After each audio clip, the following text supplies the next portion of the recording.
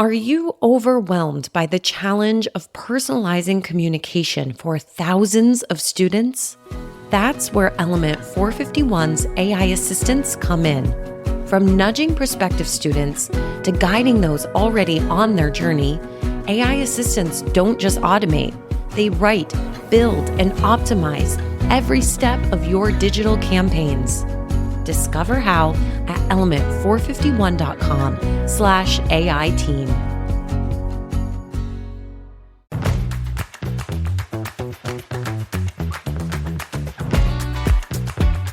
Welcome to Talking Tactics, a podcast that gets you results.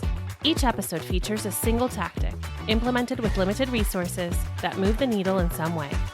I'm your host, Day Kibbles, Vice President of Strategy at Ology, a marketing and branding agency for education. Join me every other week for discussions with some of the most clever folks in higher ed worldwide, doing the work day to day, just like you. Talking Tactics is part of the Enrollify Network, a robust collection of podcasts designed to help higher education professionals like you grow.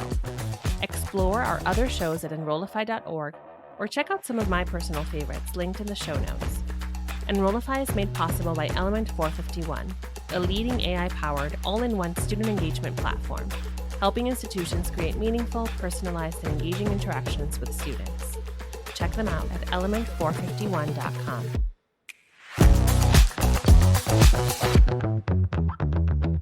Hello, dear listeners. Welcome back to Talking Tactics.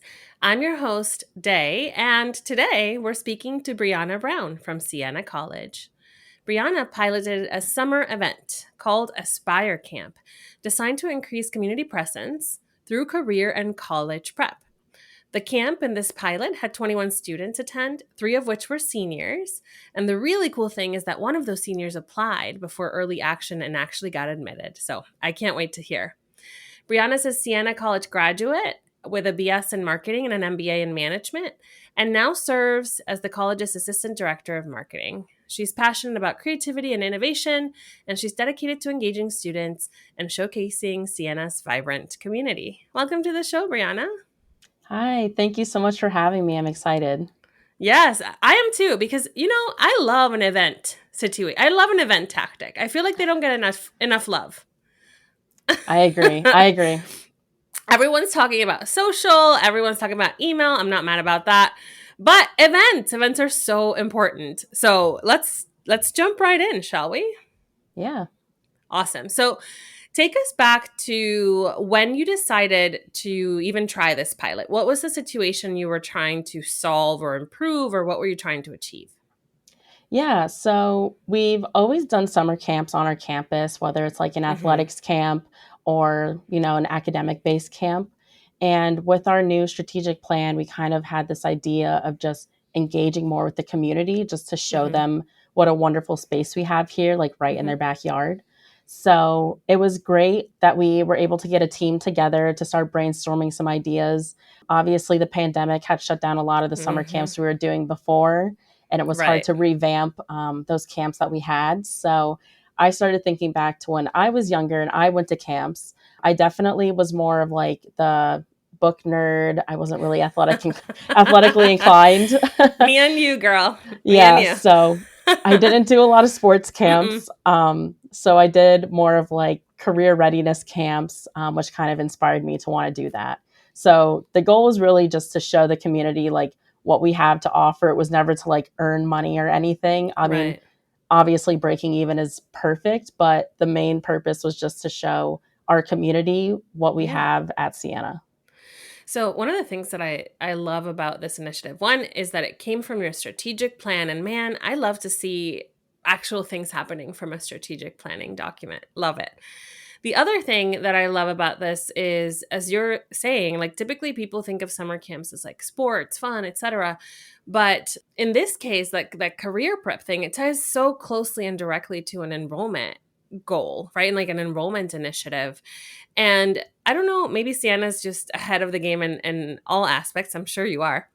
But like all of the summer camps that I'm aware of, typically they're run by an office that's not connected to admissions at all, right? And so like you lose all that relationship building.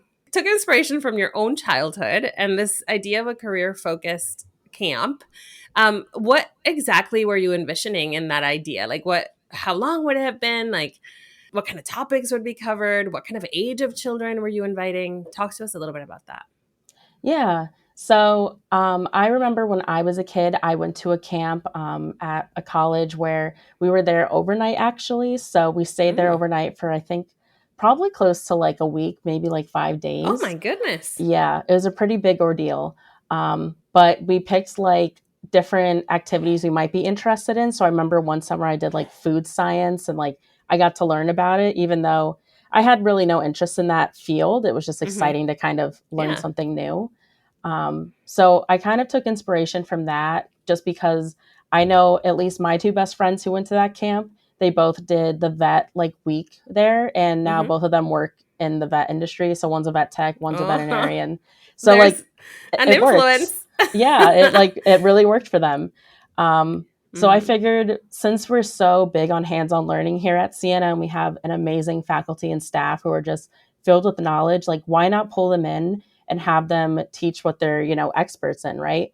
Oh, I Especially, love it. yeah, especially because too, like to run a camp, like a full day camp, which was like the thing we always went back and forth on was like, okay, if we have someone do a full day camp, then it's a lot to ask of That them is a just lot. because it's a whole day. So a lot of people lean towards a half day camp, but then that brings the question of like, well, who's going to sign up for a half day camp because it's over the summer? Like people want a Mm-hmm. full day camp.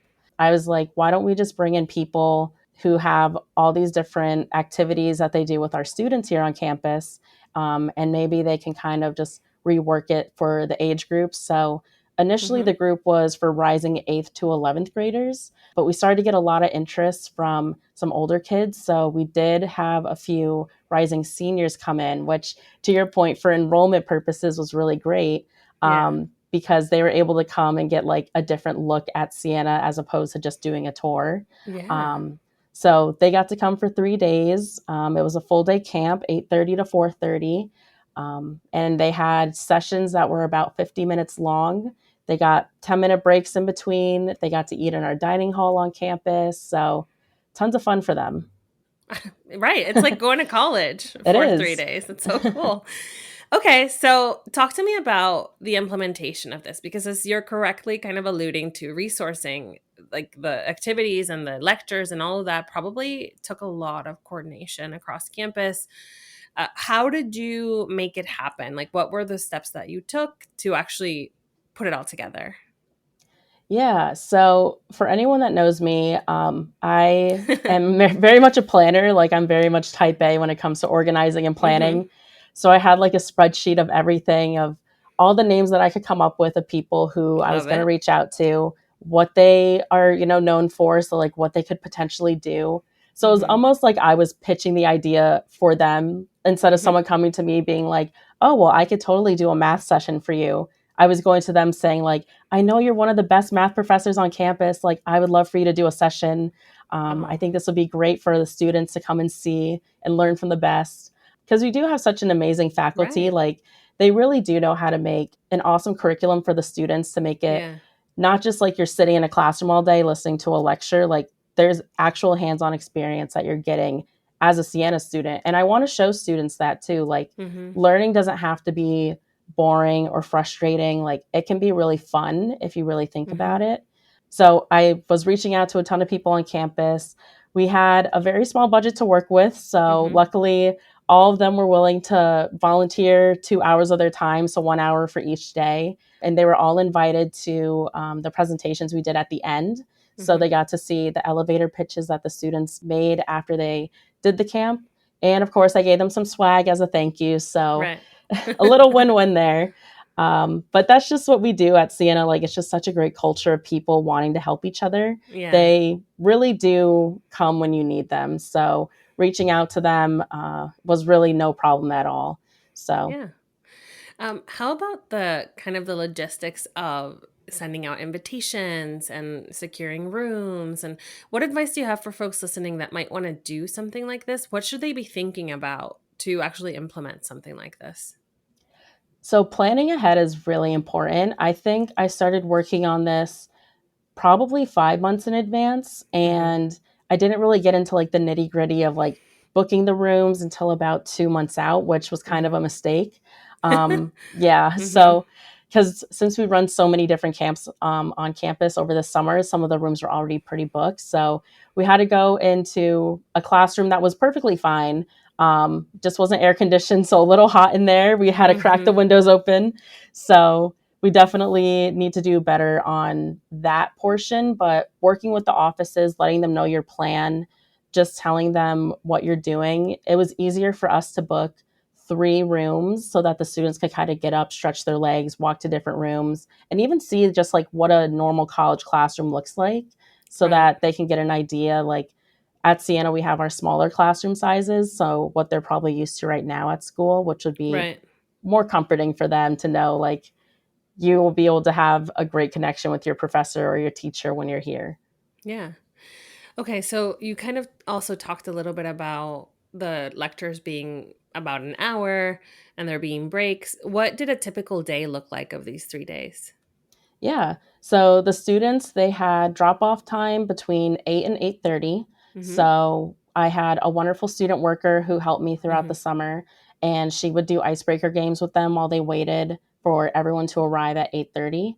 So that was when we did our first session, was from 8:30 for the 50-minute block. Then they would have their break time if they need to use a bathroom, get some water. Then we would do our next session, and then we would go into lunch. So they had about an hour for lunch. Then they usually ate pretty fast, which was no shock at all. But they were like, okay, like we want to do something. So we started to implement more games and icebreakers outside since it was always so nice out every day. So that was a bonus that we got to do some fun activities too. Right. So that was also a thing that I had to like whip up quickly, just thinking back to some orientation games that we would play. So that was fun. Then they had another session after lunch and then their fourth session after lunch. And I broke them into 2 groups. So I had about 21 students. So it was like 10 and 11. So they would rotate throughout the day. And then the next day they kind of swap sessions so that what they didn't go to the day before, they went to the next day, and vice versa for the other group. And those sessions, how many were there, like different lectures in those sessions, like 2 lectures per session? I'm just trying to do the math of how long they were there and what they were doing. Yeah. So overall, it was probably around almost 4 hours of like session time. Learning. Got it. Yeah. Wow. Learning. And they got to do so much. Like we had computer science empathy lab, which they really enjoyed. We had a statistics and like business analytics lecture that they did where they actually worked on like an Excel spreadsheet at data. Oh, that's so useful. Wow. Yeah. So they got to do stuff like that. And then we even had our own admissions counselors come in. So our director of admissions came and talked about like writing an essay, the admissions process. Financial aid office came and talked to them. We had our student life office come and share like all the fun clubs that they can get involved with on campus or why it's important to get involved. So they also had those like fun little mini sessions included, as well as the academic side of everything. I love it. So it's like truly a super robust mini college experience, which, I mean, if they don't fall in love. Yeah. Oh man, like you mentioning Excel really took me, like I first learned how to use Excel in college. Granted, I am much older than these students, but I truly think I credit Excel for at least half of my career success. I will say that. Like if you know how to do stuff with Excel, you're halfway there, friends. So that's awesome. Okay, cool. So what you kind of mentioned a little bit of, you had to come up with games on the spot.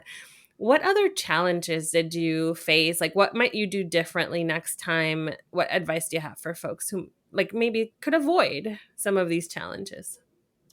Yeah. So, like I mentioned, I had a great student worker help us throughout the summer. And then I also had 2 other Siena employees work along with me because we just had to keep a certain number of adults in the room at all times, given that they're younger students. So I was really grateful that they were able to sit in.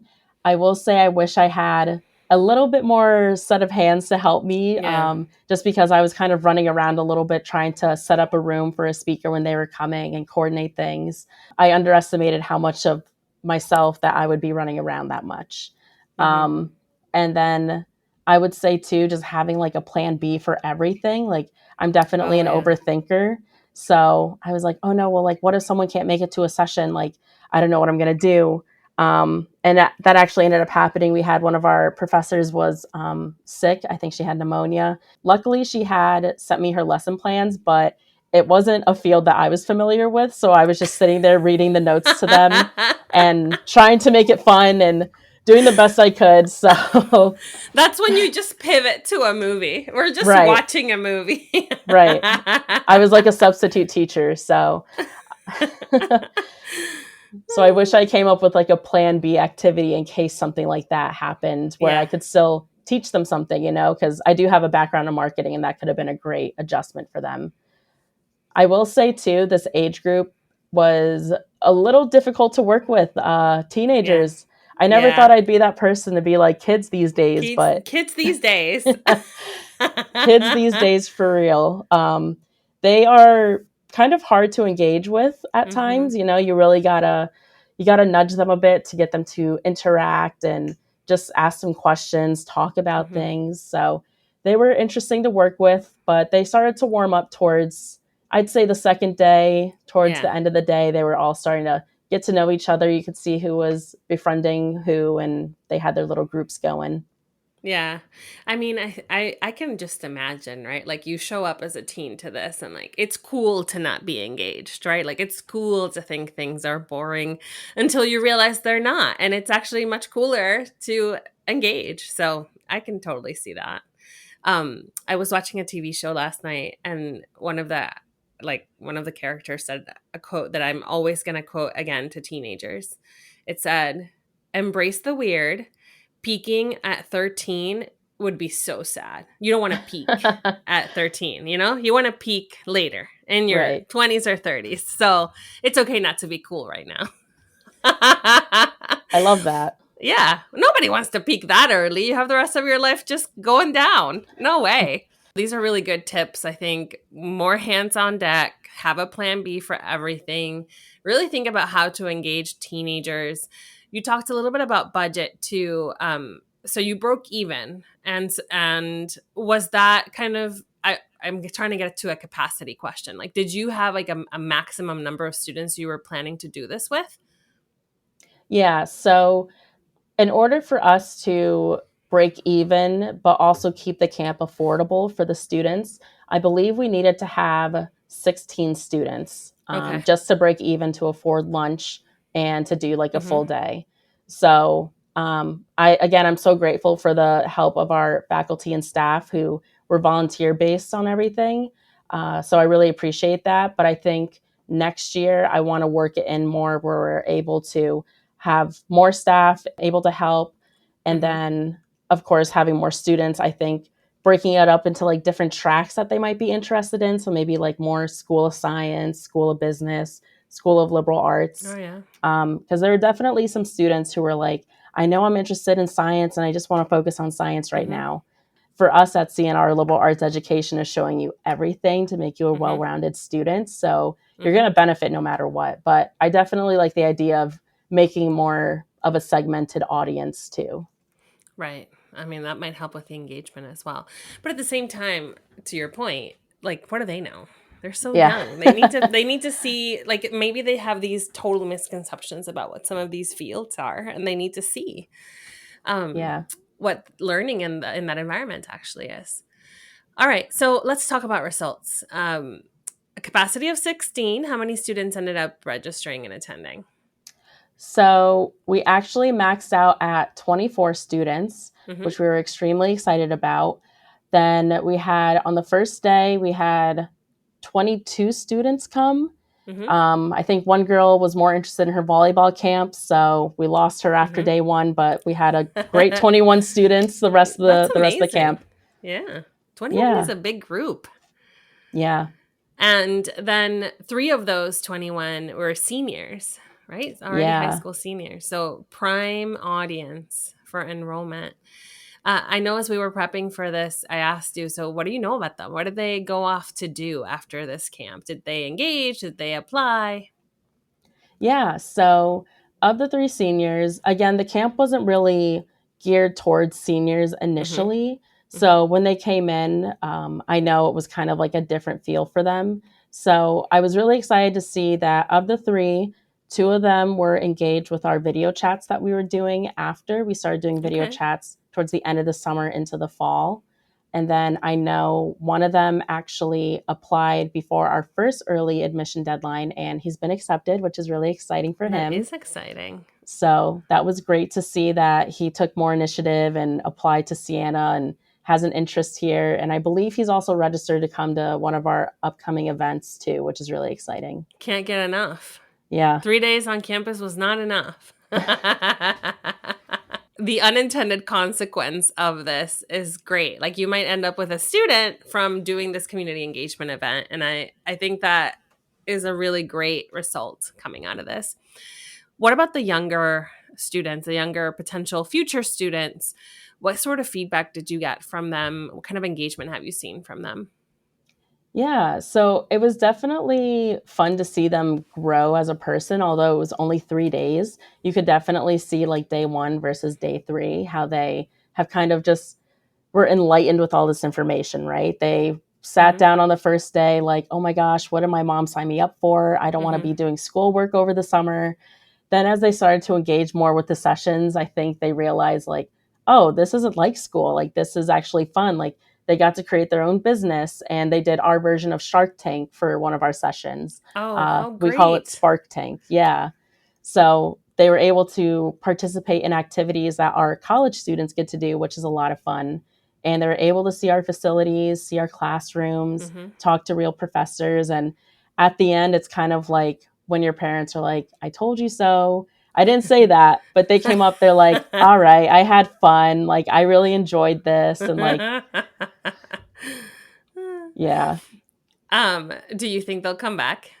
Oh, yes. I had parents asking if we were doing this again. And I thought they meant like next year. I'm like, oh, I think this is definitely something we'll be doing. She's like, when can I sign up? I'm like, oh, that's far in advance. Don't worry. She's like, but like for the rest of the summer, right? I go, oh no, this was just for the first 3 days. We'll worry about next summer next time. Yeah. Yeah. Like now I see you now in 5 years running full summer long courses. Yeah.